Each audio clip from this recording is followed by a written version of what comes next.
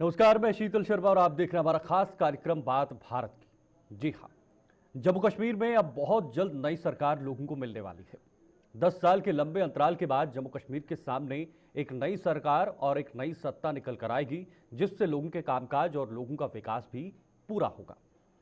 लेकिन इस सब के बीच सवालों के घेरे में यह सरकार इसलिए भी नजर आ रही है कि आखिर इस सरकार के सामने कितनी बड़ी चुनौतियां हैं और इन चुनौतियों के कैसे सरकार पार कर पाएगी।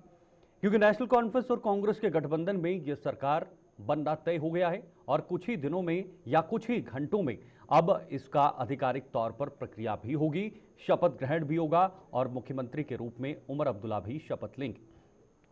लेकिन जिस तरह से चुनाव से पहले हमने देखा था, दोनों दलों के बीच गठबंधन हुआ था, लेकिन अब जब सरकार बनने की राह पर पूरी तरह से दोनों दल पहुंच चुके हैं, इस बीच कांग्रेस ने अपनी शर्तें भी रखी हैं, लेकिन दूसरी तरफ इस सरकार के सामने चुनौतियां भी बढ़ गई हैं। चुनौतियां इसलिए क्योंकि केंद्र में बीजेपी की सरकार है, ज्यादातर शक्तियां लेफ्टिनेंट गवर्नर के पास है। फिलहाल सरकार के सामने चुनौती क्या, राज्य का दर्जा मिलेगा या नहीं, केंद्र पर निर्भर है, क्योंकि यह मुख्य मुद्दा है नेशनल कॉन्फ्रेंस का। राज्य विधानसभा इस पर फैसला नहीं ले सकती, ये बहुत मुख्य मुद्दा है। हालांकि 370 पर उमर अब्दुल्ला ने यूटर्न ले लिया है। विधानसभा बिल पास करे तो एलजी की सहमति होगी। देखिए, कोई बिल पास करना है तो एलजी की सहमति बेहद ज्यादा जरूरी है। एलजी चाहें तो राष्ट्रपति को रेफर कर सकते हैं। अगर एलजी चाहेंगे तो राष्ट्रपति को रेफर कर देंगे, कोई भी बड़ा मामला हो। केंद्र के साथ कई मुद्दों पर खींचतान की संभावनाएं भी नजर आ रही हैं। अगर सरकार और केंद्र के बीच सहमति नहीं बनी, एलजी के बीच में सहमति नहीं बनी, तो केंद्र के साथ भी हो सकता है। पूर्ण राज्य के लिए संसद में बिल लाना होगा और ये सिर्फ और सिर्फ केंद्र सरकार ही कर सकती है। पूर्ण राज्य की पहल केंद्र सरकार ही कर सकती है, क्योंकि केंद्र सरकार के कानून के दायरे में ही इस राज्य के दर्जे को यहां से हटाया था और यूटी बनाई गई थी। राज्य का दर्जा देने का अधिकार केंद्र के पास है और ये मैनिफेस्टो था राज्य सरकार में जो अभी बन रही है। राज्य सरकार अपना काम तो करती रहेगी, जैसे सरकार काम करती है उस काम को करती रहेगी, लेकिन किसी भी मामले को एलजी रेफर कर सकते हैं। अगर कोई कॉन्फ्लिक्ट दोनों के बीच होता है तो एलजी जो है वो रेफर कर सकते हैं। अब नियमों में क्या बदलाव है, 42A के हिसाब से देखें तो कोई भी प्रस्ताव जिसके लिए अधिनियम के तहत पुलिस, सार्वजनिक व्यवस्था, अखिल भारतीय सेवा और भ्रष्टाचार निरोधक ब्यूरो यानी एसीबी के संबंध में वित्त विभाग की पूर्व सहमति जरूरी है, तब तक स्वीकृतियां स्वीकार नहीं किया जाएगा जब तक इसे मुख्य सचिव के माध्यम से उपराज्यपाल के समक्ष नहीं रखा जाता। तो देखिए, ये नियम बदले हैं, इन नियमों में बदलाव हुआ है और जम्मू कश्मीर लेफ्टिनेंट गवर्नर के पास शक्तियां बढ़ गई हैं। अभियोजन स्वीकृति देने या अस्वीकार करने या अपील दायर करने के संबंध में कोई भी प्रस्ताव विधि विभाग द्वारा मुख्य सचिव के माध्यम से उपराज्यपाल के समक्ष रखा जाएगा। 42A और 42B इसको संशोधन किया गया है और ये शक्तियां लेफ्टिनेंट गवर्नर के पास रखी गई हैं। तो आज हमारे इन सब चीजों को दिखाने का और बताने का यही मकसद है कि वर्तमान में सरकार तो बन रही है, लेकिन इस सरकार के सामने कितनी चुनौतियां होंगी, इस पर भी चर्चा करेंगे। और इस पर कुछ खास मेहमान हमारे साथ जुड़ चुके हैं। राजेंद्र गुप्ता जी बीजेपी नेता ज्वाइन हो चुके हैं। दीपांशु भट्ट जी कांग्रेस से प्रवक्ता, वो भी जुड़ेंगे और जुड़ चुके हैं। आदर्श गुप्ता जी वरिष्ठ पत्रकार, वो भी इस वक्त आपके टीवी स्क्रीन पर हमारे साथ ज्वाइन हो चुके हैं। बहुत बहुत शुक्रिया, बहुत बहुत स्वागत आप तीनों का हमारे साथ जुड़ने के लिए। पहले तो मैं दीपांशु जी आपसे शुरुआत करना चाहूंगा, क्योंकि अब आप भी सरकार का हिस्सा हैं और बहुत जल्द शपथ होगी और सरकार का आप आधिकारिक तौर पर जम्मू कश्मीर के अंदर हिस्सा रहेंगे। हालांकि कुछ मनमुटाव हल्का सा देखने को मिल रहा है। सूत्रों के हवाले से यह भी खबर आ रही है कि आपने कुछ शर्तें भी रखी हैं, कुछ मांगे भी रखी हैं। तो जिस तरह से नेशनल कॉन्फ्रेंस अभी कह रही है कि हम पूर्ण बहुमत के साथ सरकार बना सकते हैं, अकेले दम पर बना सकते हैं, उतने इंडिपेंडेंट कैंडिडेट्स ने भी उनको समर्थन दे दिया है। तो ऐसे में कांग्रेस का ये रोल सरकार में कितना अहम हो जाता है? प्री पोल अलायंस था आपका। देखिए, सर्वप्रथम तो बहुत बहुत धन्यवाद इस महत्वपूर्ण चर्चा में बात करने का मौका दिया। आपने जो सवाल पूछा है, मुझे और जम्मू कश्मीर की जनता, हम दोनों ये समझते हैं कि कोई भी तरीके का मनमुटाव या किसी भी तरीके की परेशानी इस अलायंस को नहीं होगी। क्योंकि अलायंस का मतलब ये नहीं है कि नेशनल कॉन्फ्रेंस को कितनी सीटें मिली, हमें कितनी सीटें मिली। Alliance was formed for the greater good of Jammu Kashmir and greater good of India. कि किसी भी तरीके से जो कम्युनल फोर्सेस है, ऐसी फोर्सेस है जिन्होंने 10 साल में यहाँ भ्रष्टाचार, बेरोजगारी, आतंकवाद यहाँ बढ़ा, स्मार्ट मीटर लगे, प्रॉपर्टी टैक्स लगा, पानी का टैक्स लगा। ये फोर्सेस जो इन सभी पूर्व शासित नीतियों के पीछे बीजेपी आरएसएस था, उसको दूर करना जम्मू कश्मीर से, उसके लिए अलायंस आया है। तो इस अलायंस में आप ये मत समझिए कि नेशनल कॉन्फ्रेंस की खुद की अगर मेजोरिटी है तो वो कुछ मनमुटाव, ऐसा कुछ नहीं है। हम दोनों ये जो दल है ये साथ में आए हैं और जम्मू कश्मीर को प्रगति के लिए, जम्मू कश्मीर में खुशहाली के लिए दोनों काम करेंगे। यहाँ पे जितनी नेशनल कॉन्फ्रेंस को हमारी जरूरत है, हमें भी नेशनल कॉन्फ्रेंस की जरूरत है।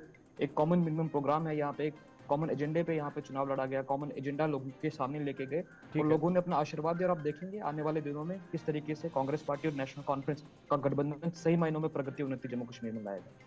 ठीक है, ओके। मैं अब बीजेपी के पास जाना चाहूंगा, राजेंद्र गुप्ता जी। राजेंद्र गुप्ता जी, नई सरकार बन रही है और बहुत जल्द शपथ ग्रहण भी होगा, एक नई सरकार मिलेगी हम सबको, आपको, आप भी कहीं ना कहीं इसमें एक हिस्सा है, हालांकि सरकार का हिस्सा नहीं है, मतलब जो आम प्रतिनिधि, जो आम लोग चाहते हैं कि एक नई सरकार बने, जम्मू कश्मीर वासी एक नागरिक चाहता है। तो किस तरह से आप इस नई सरकार को देख रहे हैं?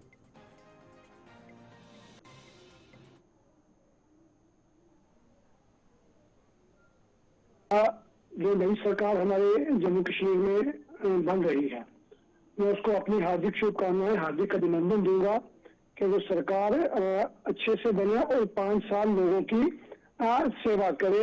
जो उसने वादे किए हैं अपने घोषणा पत्र में, वो दोनों ने अलग अलग घोषणा पत्र निकाला है, दोनों ने घोषणा पत्र में वादे किए हैं और दोनों पार्टियां जो है वो जम्मू कश्मीर के वो वादे पूरे करें, जम्मू कश्मीर की बेहतरी के लिए काम करें। तो एक अच्छी strong opposition Bharatiya Janata party 29 सीटों के साथ असेंबली में बैठेगी। जितना अच्छा काम ये इस नई सरकार करेगी, हम पूरी तरह इस सरकार को सपोर्ट करेंगे। मगर जब ये सरकार कहीं अपने ट्रैक से नीचे उतरने की कोशिश करेंगे तो जो हमारा एक अपोजिशन का अच्छा रोल बनता है वो हम जरूर करेंगे।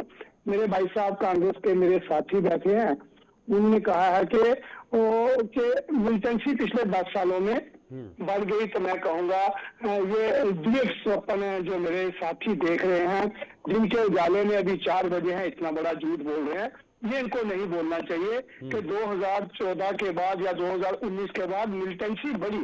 हाँ, मिलिटेंसी की छूट-फूट घटनाएं हैं, इसको मैं एक्सेप्ट करता हूं, मगर बड़ी, ये बड़े अफसोसजनक बात है। 2014 से पहले हम देखते थे कि यहाँ हुर्रियत का कैलेंडर निकलता था, किस दिन दुकानें बंद होंगी और किस दिन खुलेंगी, किस दिन स्कूल बंद होंगे और किस दिन स्कूल खुलेंगे। लगता नहीं था कि कोई जम्मू कश्मीर में एक सरकार रोल कर रही है, लगता था कि मिलिटेंसी का बोलबाला है, वो जिसको चाहे मार दें, जिस दिन चाहे स्कूल बंद कर दें, जिस दिन चाहे स्कूल बाजार बंद कर दें। इसलिए ये मेरे भाई साहब कह रहे हैं कि मिलिटेंसी बढ़ी है।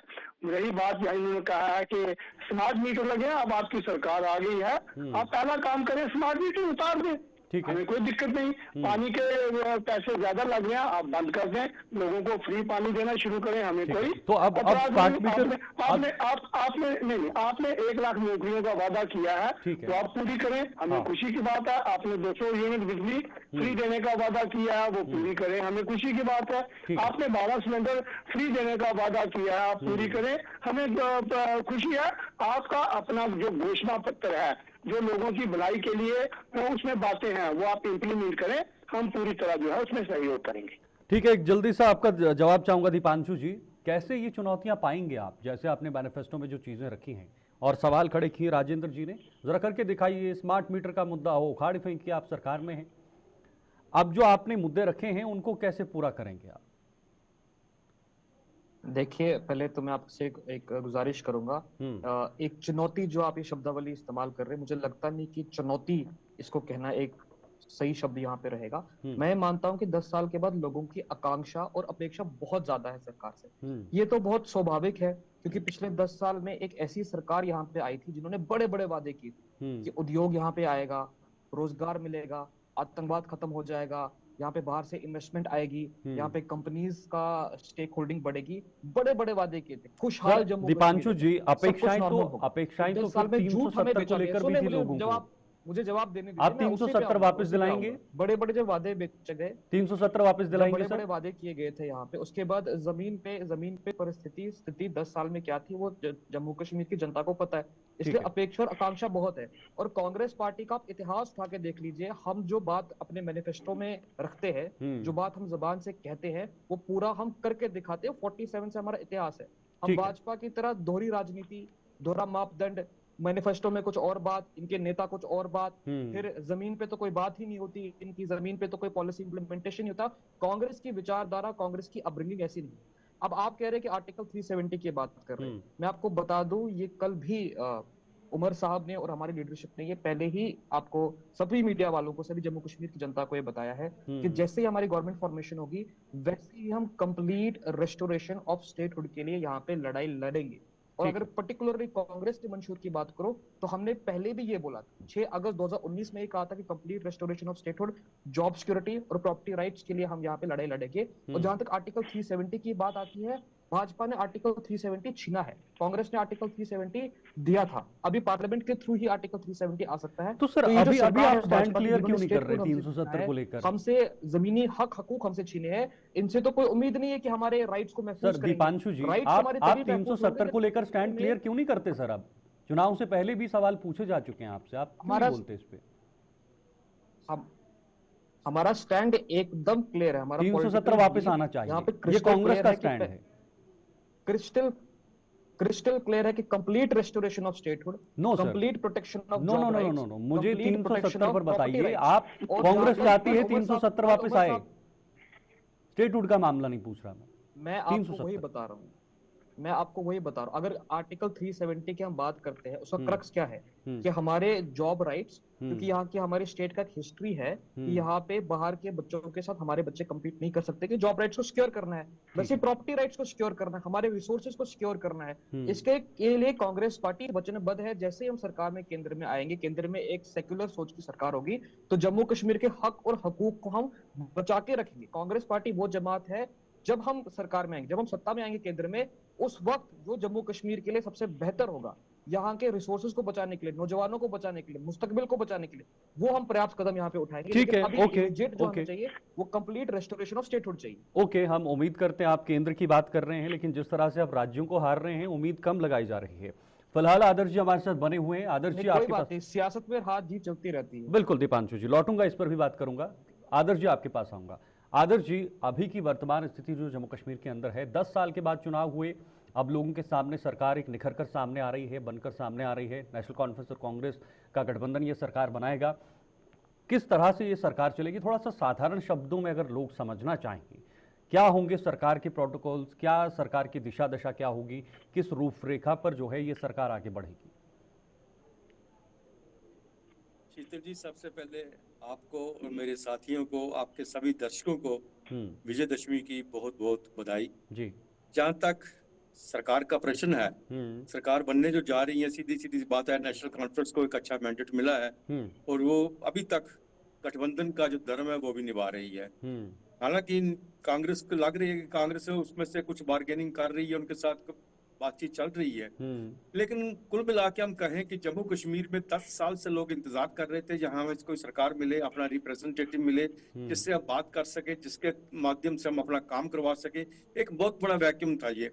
अब सरकार बनने जा रही है, लोगों की उम्मीदें बनी हुई हैं सरकार के साथ, और ऐसा लग नहीं रहा मुझे कि ये सरकार नहीं चलेगी। क्यों नहीं चले?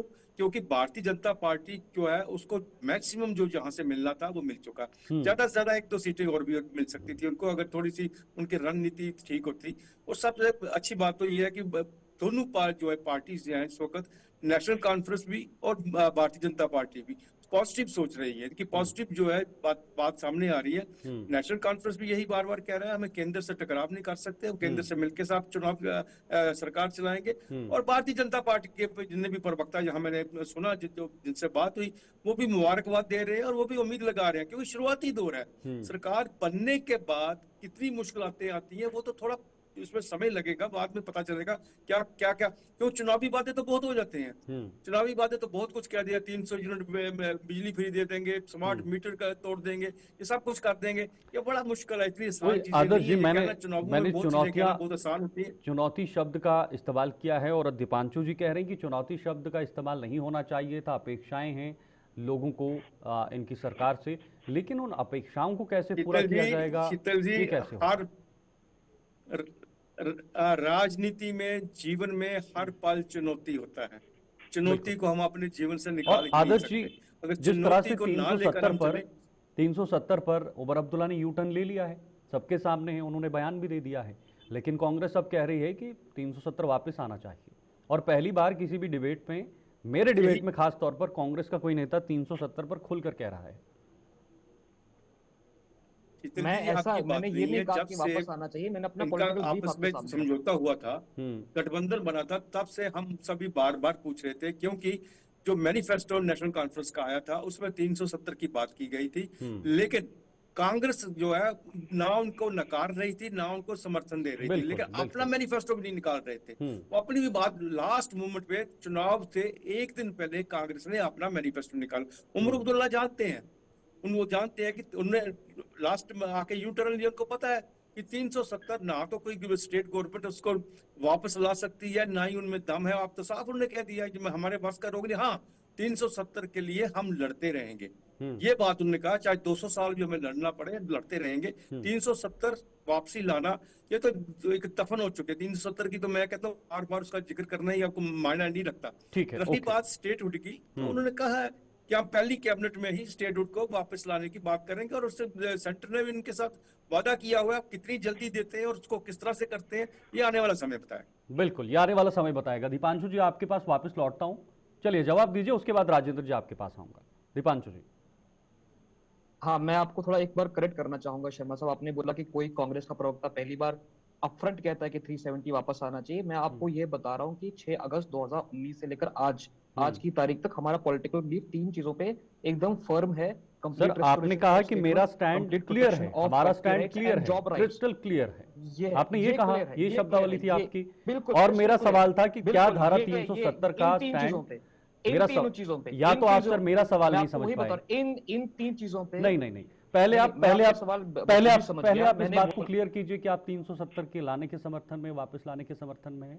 कांग्रेस इसका समर्थन कर रही है। मैं जवाब देना चाहूंगा, मैं जवाब दे सकता हूं? स्टेटहुड का मामला नहीं, स्टेटहुड और 370 में जमीन आसमान फर्क है।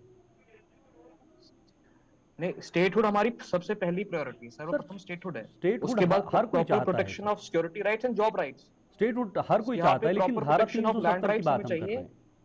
नहीं, फिर लैंड राइट्स की बात, हम लैंड राइट्स की बात भी करते हैं और 100% प्रोटेक्शन ऑफ जॉब राइट्स की बात भी करते हैं। सर, क्या दूसरे राज्यों में 370 नहीं है तो क्या वहां के राइट्स नहीं है उन राज्यों के? सर, क्या उन राज्यों में उनके राइट्स यहाँ पे आप जम्मू कश्मीर को, सुनिए, आप जम्मू कश्मीर को बाकी राज्यों से कंपेयर नहीं कर सकते। आप इसको मध्य प्रदेश से, महाराष्ट्र से, केरला से, तमिलनाडु से कंपेयर नहीं कर सकते, क्योंकि हमारा एक अलग पॉलिटिकल 370 को हटाना भी जरूरी था। रिसोर्सेज की यहाँ पे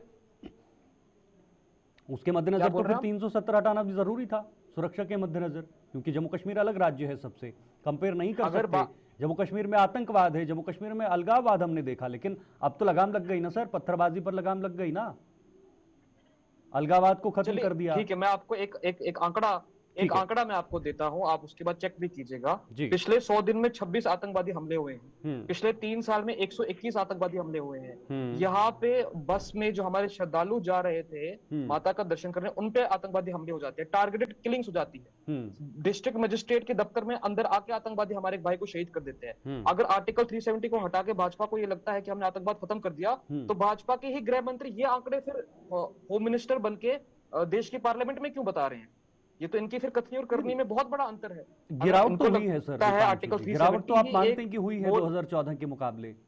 काफी गिरावट हुई है आतंकवाद में। हुई है गिरावट तो देखी गई है। आतंकवाद ने एक नया रूप ले लिया है यहाँ पे, सिलेक्टिव टारगेट, नहीं मैं ऐसा बिल्कुल भी नहीं मानता हूँ। सिलेक्टिव टारगेटेड किलिंग्स यहाँ पे हुई है, आप ये बखूबी जानते हैं, एक सीनियर जर्नलिस्ट है, किस तरीके से नाम पूछ के आईडी कार्ड चेक करके यहाँ पे आतंकवादी लेकिन सर उस आतंकवाद उसी आतंकवाद पर अगर आपने जीरो टॉलरेंस की नीति अपनाई होती सर, सरकारों में जब आप थे, जब आतंकवाद शुरू हुआ था तब आप सरकार में थे, जीरो टॉलरेंस की नीति अपनाते, आप जड़ से ही उनको ऊपर आने नहीं देते, तो आज ये पेड़, इतनी डालियां, इनकी वो टहनियां नहीं होती सर। बहुत अच्छा सवाल, अब मेरा जवाब भी सुनने का पूरा आप मादा रखिए। आप 2004 से 14 का वक्त लीजिए, उससे पहले जम्मू कश्मीर जल रहा था, जब अटल बिहारी वाजपेयी साहब प्रधानमंत्री थे, कश्मीरियत, इंसानियत, जमहूरियत की बात करते थे। 4 से 14 तक हमने 4100 आतंकवादियों को मार गिराया। भाजपा ने 10 साल में 2000 का आंकड़ा भी पार नहीं किया आतंकवादियों को मार गिराने में। हमारा न्यूट्रलाइजेशन रेट इनसे 50% से भी ज्यादा है। हमने आतंकवाद में लगाम लगाई। 2012 आप इतिहास उठा के देख लीजिए, पार्लियामेंट में जाइए, 2012 एक ऐसा साल है जब आतंकवाद सबसे कम जम्मू कश्मीर में था, ना के बराबर था। 2012 की बात कर रहा हूं मैं। उसके बाद तो आतंकवाद यहाँ पे बड़ा है। अब अगर ये बोलेंगे कि आतंकवाद खत्म हो चुका है यहाँ पे, तो फिर मैं आपको मुबारक देता हूँ, फिर आपकी शायद अच्छी यहाँ पे रिपोर्टिंग है, अच्छी आपकी इन्फॉर्मेशन आ रही है, मगर आम जनमानस को जानता है कि कितना डर लग रहा है। दीपांशु जी, मैंने ये नहीं कहा कि आतंकवाद कब हत्या हो जाए, नियंत्रण हुआ है आतंकवाद पे। और राजेंद्र जी, मैं आपके पास जवाब नहीं हुआ, ठीक है, ओके, ये आपका मानना है, ये आपका विश्लेषण है, ये आपका मानना है, ये आपका विश्लेषण है और आपका विश्लेषण नहीं है, फैक्ट है। अगर मैं गलत होऊंगा तो मैं राजनीति करना छोड़ दूंगा। 2012 में सबसे कम आतंकवादी हमले हुए थे, एकदम टेररिस्ट फ्री जोन बन गया था जम्मू कश्मीर। जम्मू में तो होते ही नहीं थे, कश्मीर में छुटपुट घटनाएं होती थी, उसमें भी लगाम लग गई।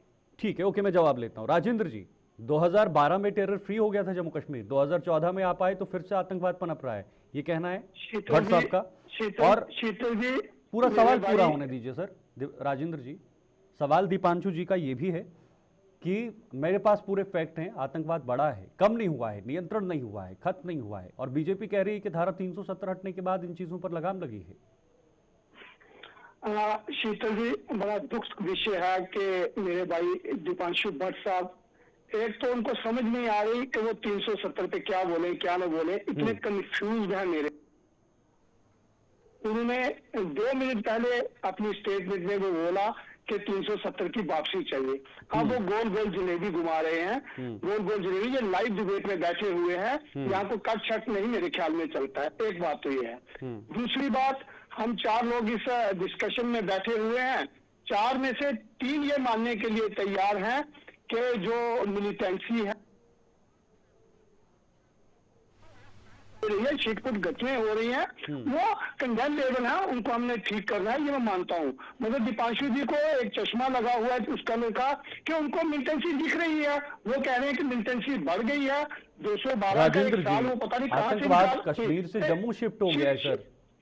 जो जम्मू टेरर फ्री था, जिस जम्मू को शांत बताया जा रहा था, शीतल जी मैं राजौरी पूंछ का रहने वाला हूँ जी। यहाँ हमने 1990 के बाद ना अनगिनत लाशें ढोई हैं भाई साहब। हमने ना महीनों में 15 दिन जोरी पुंछ को बंद होते देखा भाई साहब। ये भाई साहब, शीतल भाई साहब जम्मू में कहीं बैठ के इनको आतंकवाद की परिभाषा ही नहीं पता। परिभाषा आतंकवाद जेला है कश्मीर में, आतंकवाद जेला है डोडा किश्तवाड़ में, आतंकवाद जेला है पीर पंचाल खित्ता राजौरी पुंछ में, इनको नहीं पता है, ये कंफ्यूज है बेचारे। एक बात। दूसरी बात मैं ये कहूँ, ये जो बातें कह रहे हैं, ये सारी बातें इन्होंने पार्लियामेंट इलेक्शन में भी लोगों में रखी थी। जो जम्मू में दोनों की दोनों सीटें ही हार गए, रमन बल्ला भी हार गए, लाल सिंह भी हार गए। ये असेंबली इलेक्शन में भी कंफ्यूज थे। एक सीट जम्मू रीजन में जीते हैं, एक सीट सिर्फ राजौरी की, बाकी 42 की 42 सीटें ये हार गए। मैं कहूंगा क्योंकि लोगों को पता चल चुका है, टीवी में बैठकर बातें करना प्रवक्ता जी की कुछ और बातें होती हैं, ग्राउंड रियलिटीज कुछ और है। ग्राउंड रियलिटीज ये है कि लोग कांग्रेस को जम्मू खित्ते में खासकर बिल्कुल बोरी बिस्टोन का त्याग कर चुके हैं। ठीक है, वो वहाँ अपने एनसी की मदद से 5 सीटें कश्मीर में जीत के आए हैं। आज वो पूरी तरह एनसी पे बोझ बन चुके हैं। सर, आतंकवाद पर बात हो रही थी राजेंद्र जी, सवाल भी आतंकवाद को लेकर था, और मैं चाहूंगा कि आप सटीक जवाब दीजिएगा कि आतंकवाद पर पूरी तरह से नकेल कब कसेंगे, क्योंकि आपने जीरो टॉलरेंस की नीति की बात की है और जम्मू कश्मीर में आतंकवाद के सफाई की बात की है, तो कब हम पूरी तरीके से आतंकवाद फ्री ये राज्य या ये जो प्रांत है ये बनेगा? मैं कहूंगा शीतल जी, आप एक जर्नलिस्ट के और जम्मू कश्मीर के रहने वाले की नजर से देखेंगे अगर, तो आपको लगेगा कि जो मिलिटेंसी है वो बिल्कुल कम हुई है, खात्मे पे है। मैं नहीं कहूंगा कि 100% खत्म हो गई, खात्मे पे है। हमने 1990 से लेके 2014 तक का जो दौर देखा, जो 70,000 के करीब लाशें जम्मू कश्मीर में ढोई, वो कांग्रेस और एनसी की बदौलत ही लोगों ने ढोई है। अब मैं ऊपर वाले से यही दुआ करता हूँ, ये जो इनको 5 साल का लिहाज टेन्योर जो है वो मिला है, उसमें आतंकवाद पे जो है लगाम रहेगी, कम टेंशन पे लगाम रहेगी। जम्मू कश्मीर में कर्फ्यू नहीं लगेंगे। यहाँ जो माइनॉरिटी हिंदू है उनके हित जो है वो सुरक्षित जो है रखे जाएंगे। राजौरी, पुंछ, दोबा की इस्लाम में जो माइनॉरिटी में जो लोग हैं वो जो है अपने घरों में शांति से रहेंगे। वो ठीक है, ओके। मेरे पास समय थोड़ा कम है सर राजेंद्र जी, इसलिए थोड़ा लिमिटेड जवाब चाहूंगा। भट्ट साहब बहुत लिमिटेड जवाब, क्योंकि आदर्श जी भी हैं, उनके पास भी जाना है और फिर वाइंड अप भी करना है। भट्ट साहब, राजेश जी कह रहे हैं कि आतंकवाद पर काफी नकेल कसी गई है और हम कर रहे हैं, बहुत सारी कम घटनाएं अब हो रही हैं, लेकिन काम इस पर चल रहा है। मैं तो इनको एक बात नेशनल कॉन्फ्रेंस और कांग्रेस निवेदन देना चाहूंगा। ठीक है। नहीं, अभी हमने तो अभी कमान संभाली ना, अब आगे देखिए हम भी पूरी तरीके से प्रयास करेंगे आतंकवाद खत्म हो, वही पुराना जम्मू कश्मीर लाएंगे जहां पे आतंकवाद मुक्त जम्मू था और कश्मीर में आतंकवाद ने एकदम नकेल कसती थी। अब जो हमारे ये राजेंद्र गुप्ता जी है भाजपा के, जो इतने कॉन्फिडेंटली बात कर रहे हैं कि हम भाई साहब जम्मू कश्मीर में आतंकवादी छुटपुट घटनाएं होती, छुटपुट बोल रहे हैं ना ये, तो मैं इनको ये निवेदन करता हूँ कि यही शब्दावली आप राहुल भट्ट जी की माँ के सामने बोलिए जो कश्मीर में हमारे एक भाई शहीद हुआ, यही शब्दावली रजनी बालाजी के परिवार के सामने बोलिए, यही शब्दावली उन श्रद्धालुओं के सामने बोलिए जिनकी बस पे अटैक हो जाता है, उनके घर वालों के सामने ये बातें कीजिए, तो आपको जवाब मिल जाएगा कि जम्मू कश्मीर में ये बात सर आप 90s के दौर में सोचते तो आज ये दिन नहीं देखना पड़ता सर दीपांशु जी। ये बात अगर आप 1990 के दशक में सोचते या इसको गंभीरता से लेते तो आज ये दिन नहीं देखना होता सर। क्या बात कर रहे हैं आप?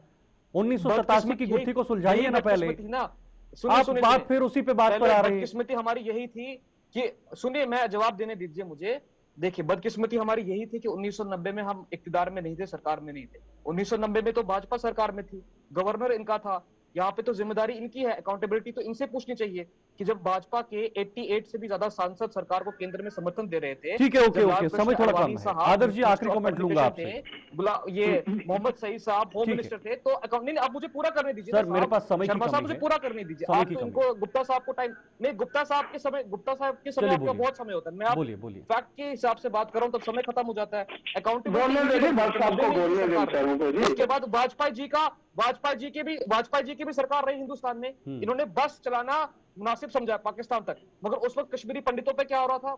उस वक्त यहाँ पे बंधामा में मैसेकर हुआ, नादिमर ठीक है सर, मेरे पास समय खत्म हो रहा है। भाजपा से हम नहीं लेंगे। अगर इतिहास में जाना है, इतिहास में तो मैं आपको 47 से आरएसएस भाजपा का इतिहास बता दूंगा। ठीक है सर, मैं इस पर जरूर फिर से चर्चा करूंगा और आपको जरूर इन्वाइट करूंगा। आदर्श जी आखिरी जवाब आपसे, कंक्लूजन कमेंट 20 सेकंड में सर, 20 सेकंड। शीतल जी यही सुनते आ रहे हैं जब से कि आतंकवाद कम हुआ है, आतंकवाद ज्यादा हुआ है, उनके राज्य में कम हुआ, उनके राज्य में आतंकवाद तो है ही नहीं है। ये तक प्रॉक्सी वार चल रहा है पाकिस्तान की तरफ से, जो कम होने का नाम कभी भी नहीं लेगा। दबाया जा सकता है, वो जब तक पाकिस्तान को उसको अपनी जगह नहीं दिखाई जाएगी तब तक ये आतंकवाद आप सोच रहे कम हो जाएगा। कभी कश्मीर से शिफ्ट होकर जम्मू आ जाएगा, जम्मू से चल जाएगा डोडा चल जाएगा, डोडा से राजौरी चल जाएगा। ये तो एक वार चल रहा है। बिरयानी खाने पाकिस्तान जाते हैं। ठीक है, ओके, बहुत बहुत शुक्रिया, बहुत बहुत शुक्रिया, बहुत बहुत शुक्रिया। समय थोड़ा कम है दीपांशु जी, कल फिर आपको इनवाइट करूंगा, कल फिर इनवाइट करूंगा सर आपको, कल फिर इनवाइट करूंगा सर। बहुत बहुत शुक्रिया आप तीनों का हमारे साथ जुड़ने के लिए, आदर्श जी, दीपांशु जी और राजेश जी, आपका भी बहुत बहुत, राजेंद्र जी आपका भी बहुत बहुत शुक्रिया। देखिए किस तरह से अभी दावे वादे हो रहे हैं, आतंकवाद को लेकर बात हो रही कि आतंकवाद जम्मू कश्मीर से खत्म हो रहा है या हो चुका है या कम हो चुका है, लेकिन कुछ घटनाएं अभी भी निकलकर सामने आ रही है। अब आतंकवाद राजनीति के आड़ में बढ़ेगा या घटेगा, या आने वाले समय में और किस दिशा में जाएगा ये देखना होगा। लेकिन सरकार अब 10 साल के बाद जब जम्मू कश्मीर के अंदर आ रही है तो इस सरकार की दिशा क्या होगी और इस सरकार की दिशा के साथ जम्मू कश्मीर की प्रगति किस ओर हो जाएगी। अभी के लिए फिलहाल इतना ही, दीजिए इजाजत, नमस्कार।